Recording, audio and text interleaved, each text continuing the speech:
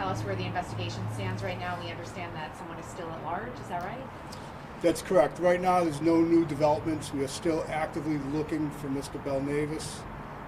We have all our assets out there. We're joined by Massachusetts State Police, the VFAC team from the Marshal's office, and we're just actively looking. If anyone has any information, they can always tip it in. Tip WPD 274-376, and you could provide an anonymous tip or call the Detective Bureau. Again, we're hoping the public helps us out here. We're not going to stop searching for this guy. We're going to go until we end up getting him. So it may be in his best interest to just turn himself in.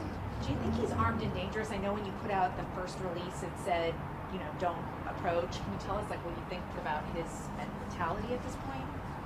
I would assume he would be armed and dangerous, correct.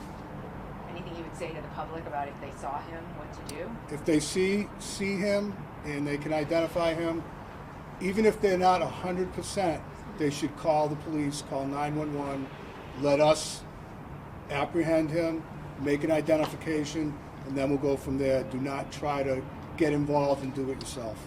This suspect is known to the Worcester Police Department, right? That's correct.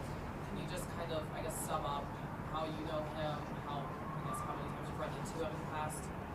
I don't know that offhand. I just know that our police officers know who he is, and that's a problem we come in contact with all the time. Most of these shooting incidents are from repeat offenders. And if you guys look up who's out there shooting people, it's always the same people, and they need to be put in prison. There's no doubt about it. All of our violence stems from the same people, and it's time that it stops. We have to put these guys away. You know, it's nice to give somebody another opportunity, but if you are out there shooting people, you need to be in jail. Is this stemming from gang violence? I can't comment on that right now. The other suspect in this case who was arraigned yesterday, you guys found him at a mobile gas station in town, but the last thing that they said in court was that he was in Connecticut. Can you tell us what brought you to that mobile station? We can't get into the investigation right now as far as how we're locating people. Are you preparing for any type of retaliation? We have all our people out there as normal. We're not getting any type of credible information that there would be some retaliation. Obviously, we hope not, but our police officers are out there every day doing what they do, and they're doing an outstanding job. Could you explain how widespread this search is, what the radius is? We're talking about Hartford, from Worcester. You know, how many departments, how many municipalities are aware of this search? And if you can give kind of an area of how widespread the search is. I can't give a direct perimeter, but wherever information leads, we're going. Doesn't matter where it is. We are going to keep going until we find this person.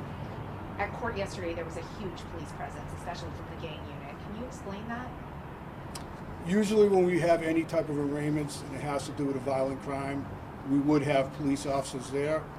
Right now, since we actively are out searching for this person, we have to put who we have available to go into the courthouse to make sure there's no problems.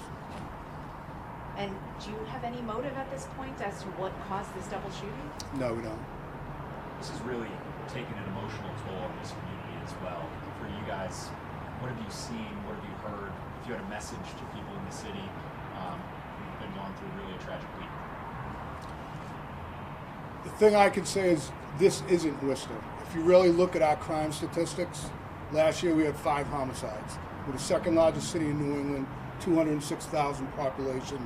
We're a very, very safe community, and this happened, and we're going to put an end to it by apprehending the second offender. And can you just kind of talk, I'm sure you're probably a father or have children in your life in some way, an 11-year-old girl to be a victim of this terrible shooting, 30-something bullets in the car? It definitely hits home. I mean, all the officers investigating it have children as well. So it is a very traumatic event, not only for the family, but for the police family.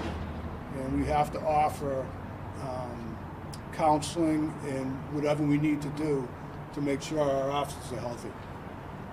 Anything else that we missed that's important?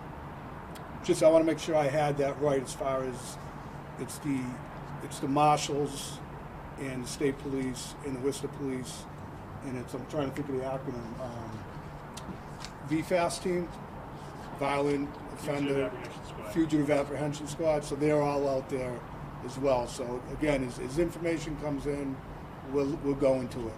Is there reason to believe he could still be in Connecticut? Believe it or not, a lot of these people, when they commit a crime in the city, there's not really many places for them to go. So oftentimes they will leave, they'll come back, whatever. But we're hoping by putting this out into the media, into social media, that somebody will do the right thing and they'll call it in and have this guy taken into custody. Thank you so much. Thank you so Thank much you, for your guys. time.